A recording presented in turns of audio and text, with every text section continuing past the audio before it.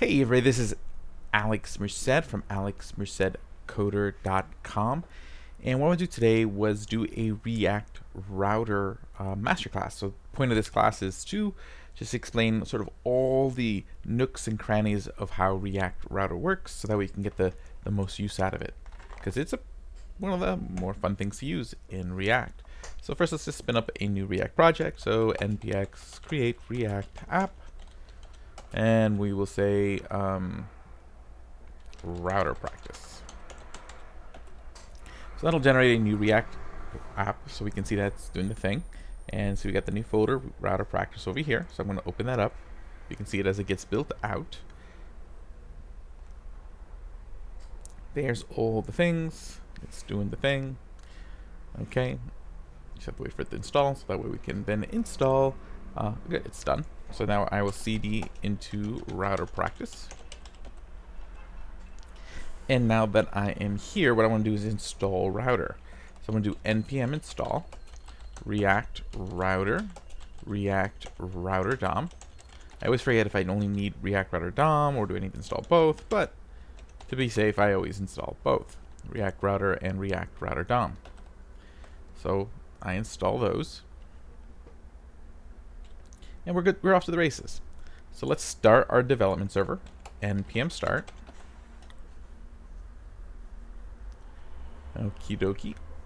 Close some of these extra tabs. Okay, and there's just a standard boilerplate new React app. Okay, you've seen this 1,000 times if you've been doing React. So it's your normal sort of starter page. Okay, and what I'm going to do is I'm going to open up index.js, because now what we want to do is we want to install router. And the way router works is that it's going to use the context feature in React. So if I go to index.js, this is sort of our entry file in React. So that's source index.js. What I want to do is import router. So the standard way we do this is we will destructure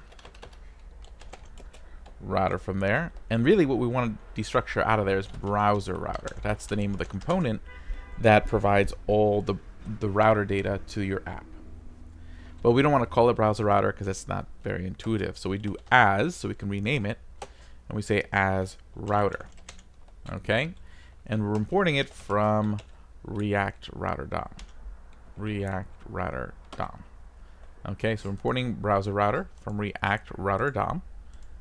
And now that we have it, what we do is we wrap our entire application in React router DOM. So I'll just go over here and say router.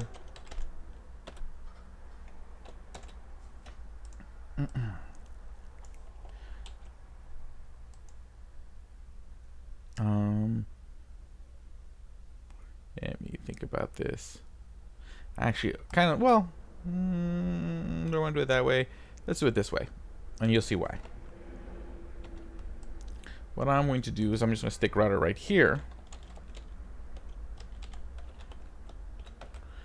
And then inside of it, what I'm going to do is I'm going to generate with this what's called a route component. So the idea is that router basically is what is constantly paying attention to the URL bar.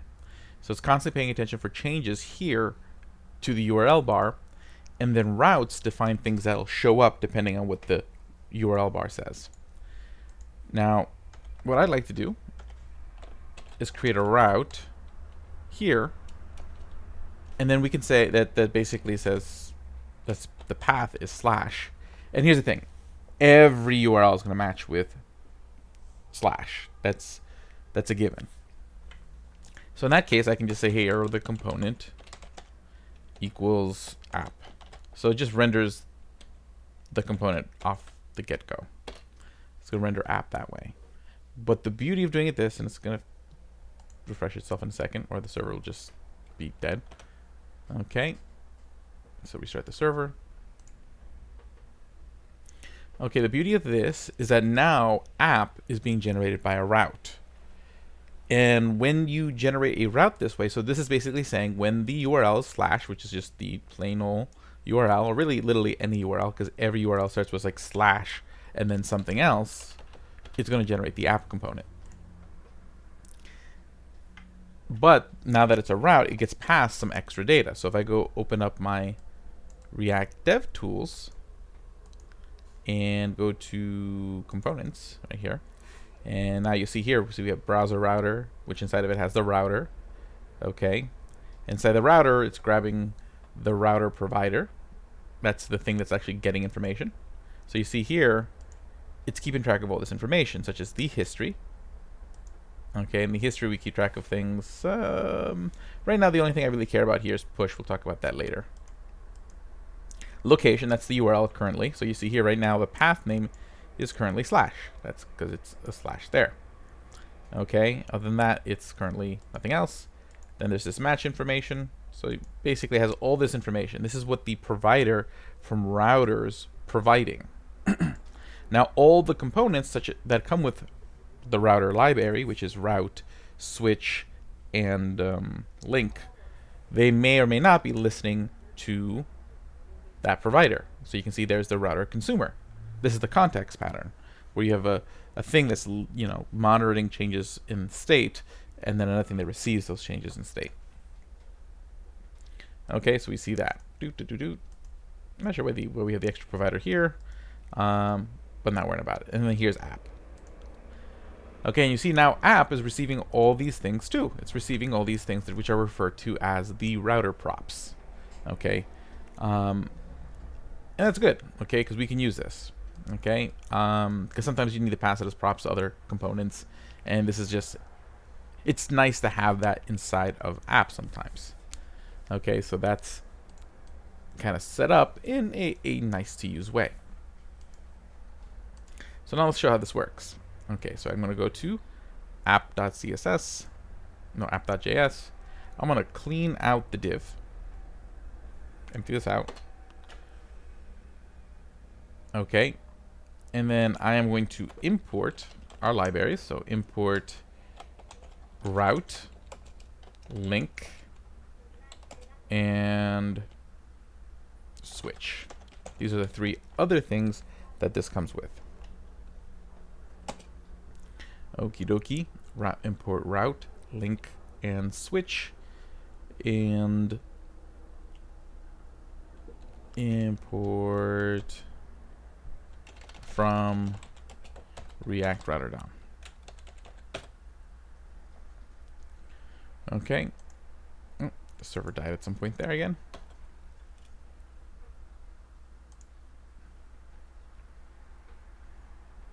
So that's gonna, oh, that's already started. Okay, so we have these components. So basically the way it works, again, route determines what is showed when. So let's create a couple routes.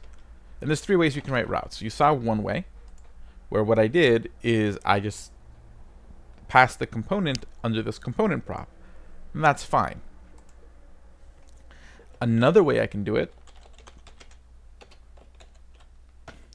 is I could just say route and then pass what I want to show up in the route in the middle.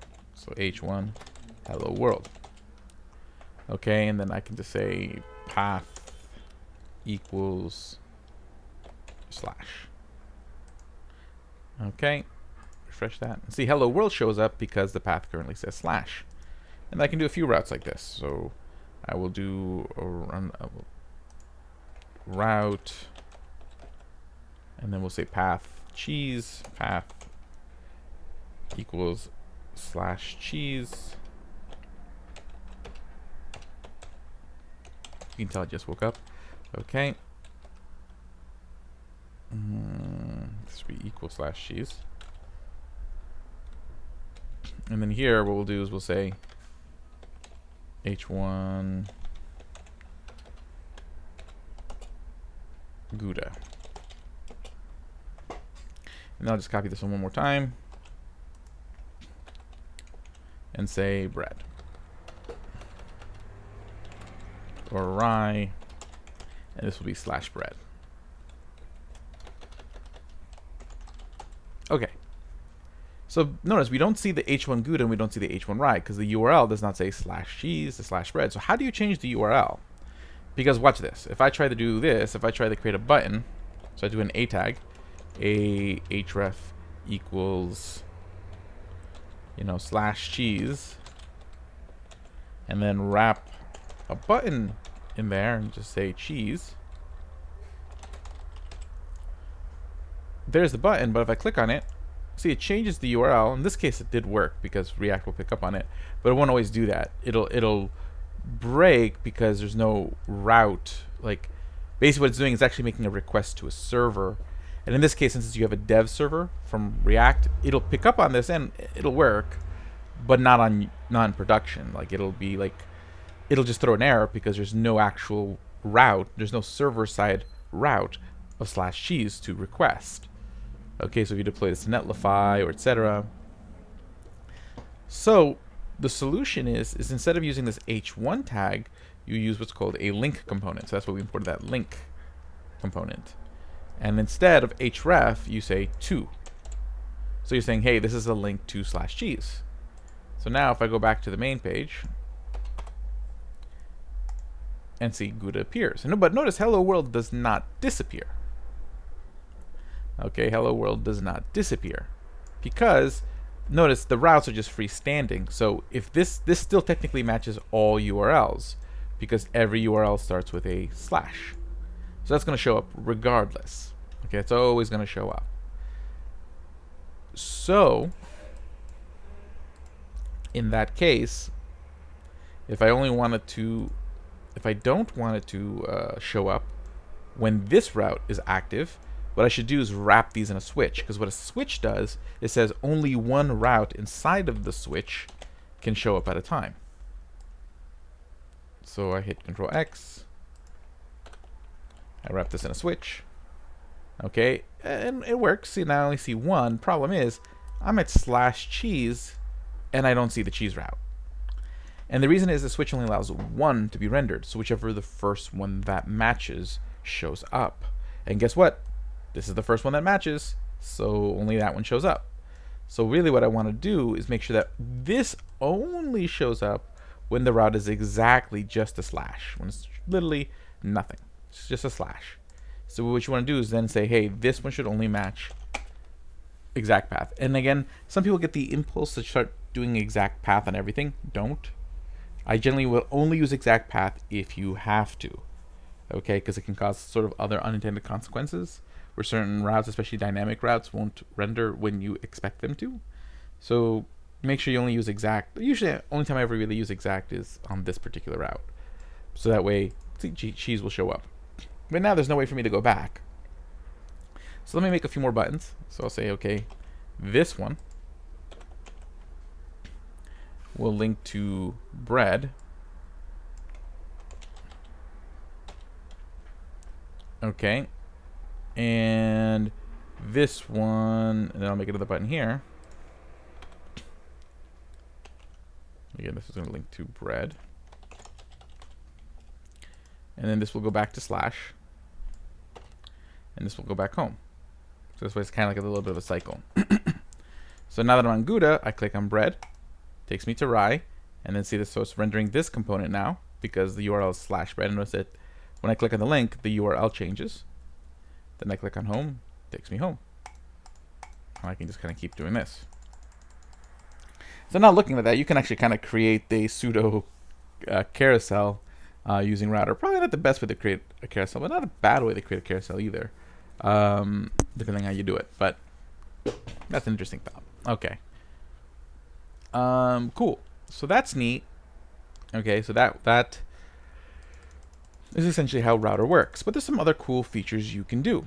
Okay, so for example, you can define URL params. So if you ever use Express or any other kind of backend framework, you're able to define parts of your URL kind of as a variable.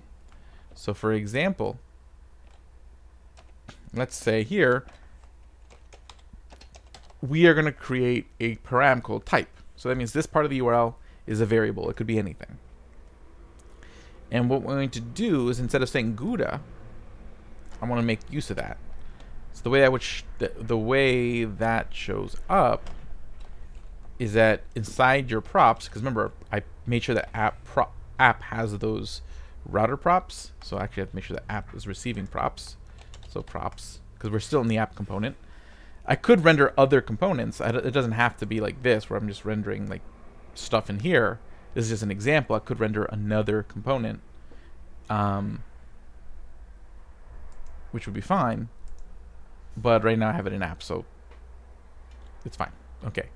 So what happens here, I can change here props.match, because match is where we find the details of the URL. Because again, if I go to, oh, first let's just do this match.params, that's where all the params are stored, and it'll be .type. Okay, so that's where we'd find the type. So then let me edit this cheese link to go to /cheese. Right now just /cheese/Munster. Okay, so if I go home, I'm back home, I click on cheese, and that didn't quite work the way I wanted it to work. Let me check why. Control-Shift-I. Let's go to components. Let's go to app, which is over here. App. And let's go to match. Path params, no params. Interesting.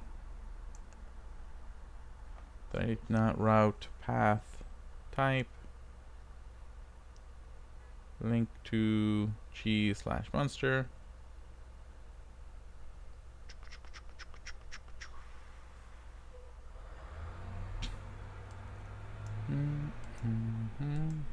Okay, maybe you have to do it as a separate component. I don't really try doing it this way where it's all inside app. So let's do this. Let's refactor cheese into a separate component.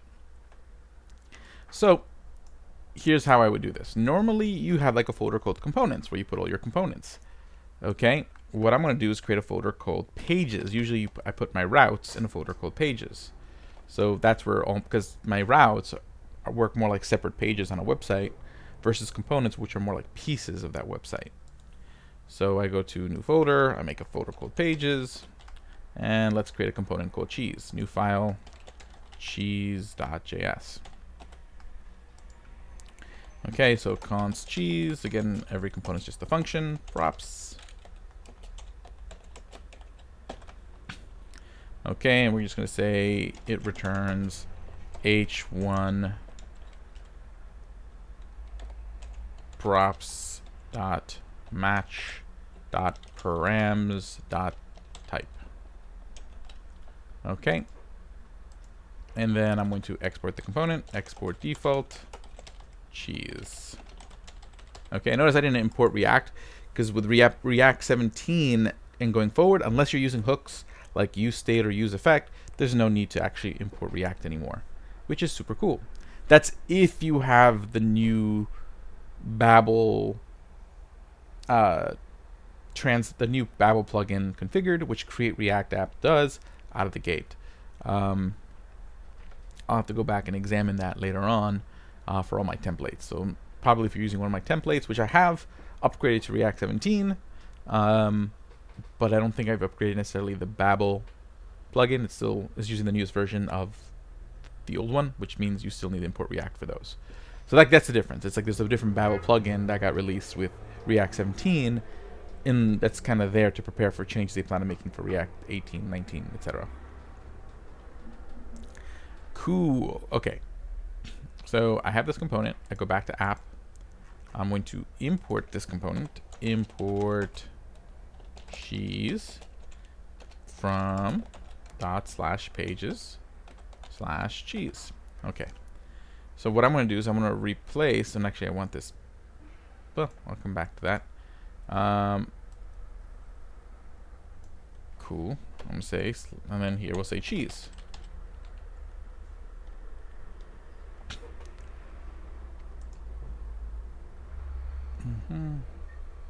Return h1. What's it complaining about? Cannot read property params of undefined, because we're not receiving that prop. That's why. Okay, so let me explain why. Because see, what happens when you write a route like this, it doesn't receive the router props. So like cheese is not going to receive the router props. I have a couple different choices. I could instead write it the way I wrote it before. Okay, so that means go in here and do component equals cheese. And in this situation, cheese will receive those, and see, it receives the router props. The problem is there's no way for me to pass my own props to cheese. Okay, so basically I have kind of like a choice. I can either do it the other way, you know, this path here, where then I can kind of do whatever I want within the route, or I could do this, and then those props get passed in there. Okay, I could go back to the other path. Well, now, so in this case, the other option I have, if I want to do both, I want to pass in my own props, but I also want to, you know, get the router props, then you have to do this. Instead of using the component prop, you use the render prop. And the render prop, basically what it does, it receives a function. Okay, so we pass in an arrow function.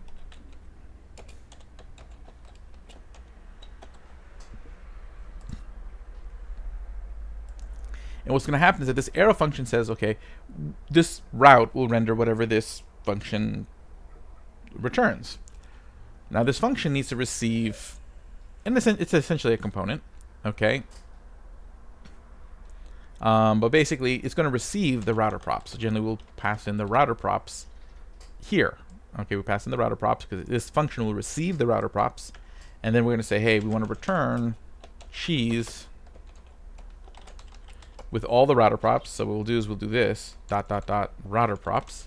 So that way, all the router props are spread into our component, and then we'll include any other props we want. Which right now there's none, but while this looks a lot more complicated, this is probably the best way to just write your routes if you need router props, because this way you have the flexibility to add more props. I can just add other props here if I need to, because it's going to return this version of the component.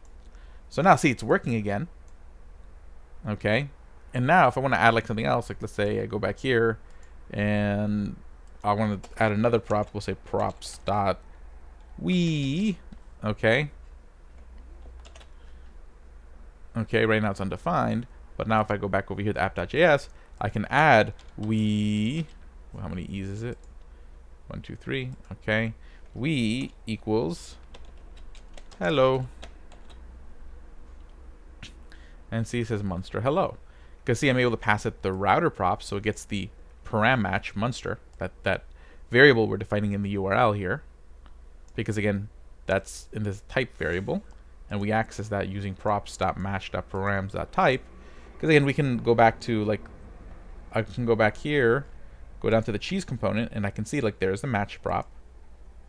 Inside match, there's params, and then there's Munster. Okay, so you have these things available to you. Cool. Okay, and if you had queries, like let's say I went back and added a query at the end of the URL. Actually, let's do that via the link. So let's go back to home. Okay, and I'm going to change this link again. So instead of just Munster, it's going to say equals what? Okay, so we add a query. Now I click on cheese. Even though I don't see anything there because I didn't use it, I should be able to find that data somewhere in here. So let's see here. Let's go down to cheese. Cheese. Okay, and there's we. Hello, there's that prop. Now if I go here, location, path name. So there's a search. There's like the query for the search, the query string. Let's see if they actually break down the query somewhere. Params. History. Looks like they only are going to give you the query string here, really. Yeah, so I guess if you wanted to get the query string, you just have to do it from there. Okay, and you'd have to parse it, which isn't the worst thing in the world. Okay, because I could just be like, over here, and just be like,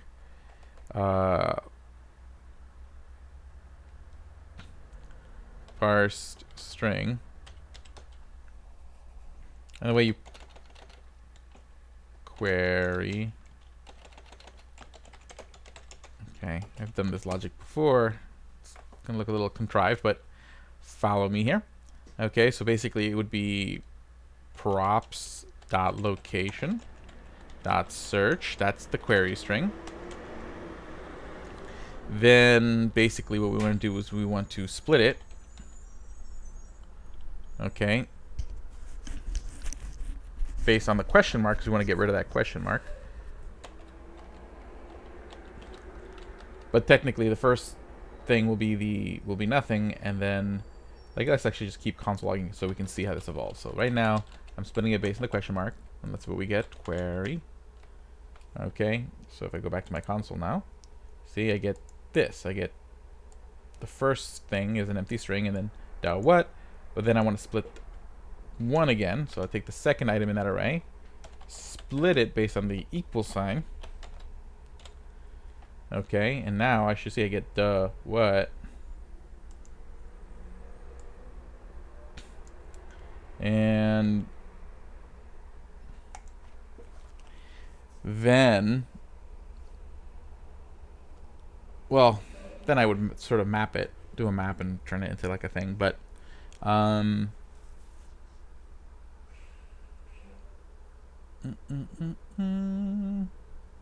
actually, ideally, if there was many queries, I would want to like parse it with an ampersand and then kind of map it. But yeah, I'll leave it at that. That kind of gets me what the value.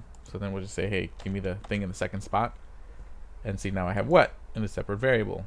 That's kind of a silly way to do it. There is another way to do it, where you kind of just use the browser, because it does have a object that it's escaping me at the top of the moment, at the top of my head, where you can actually parse that string. But you think they would like break that down for you already, you know? Let's go back to components. What? Yeah, no, it doesn't look like anywhere they give you that. But you can, again, most people are just going to use the params. That's going to be the simpler way of doing things. Okay. Now here's the thing. Sometimes you want to import the link component, and sometimes you don't. Okay. So what if you, for some reason, need to like have like, let's say I have a button. Okay, and this is gonna be the one that takes us to bread. But I'm gonna say on click, I want some other stuff to happen. Okay, I want some other stuff to happen, so I'll pass in a function here. Now, what a lot of people might do is they might try to wrap a link component around this button and then have this function, but that's too many things going on. The router provides you this other prop that will help you deal with that. So I can say, hey, I want a console.log, but I also then want to push you to the bread page. So then there's a props.history.push. This push function allows you to push the user wherever. Okay, let me just see why it's complaining. History.push. Okay, so it's complaining about an unknown word. H1. Oh, I see. I need a fragment. Okay, wrap this in a fragment. There we go. That fixes that. Props.history.push, and then we push this to /bread. So then what this function does, and again, this you have to have the router props to receive this. So again, I can always take a look at my DevTools to see, am I receiving the router props? So see in here in history, there's this function called push, and that allows me to do the thing that I'm doing now. Okay. A lot of these other functions really are things that are working under the hood. I can't really think of any situations where I really needed any of these other functions. Like, I guess this is if you wanted to create like a back or a forward key button, so that way they can go back a page, and it keeps track of an array of the actual like how many routes you've traveled. So see here right now it's like 34 because I've clicked that many times on things since we've had a fresh start. Okay, so /bread. So now watch what happens. If I click on this now, see, it pushes them to bread. But I didn't use a link component. I just used this history.push function.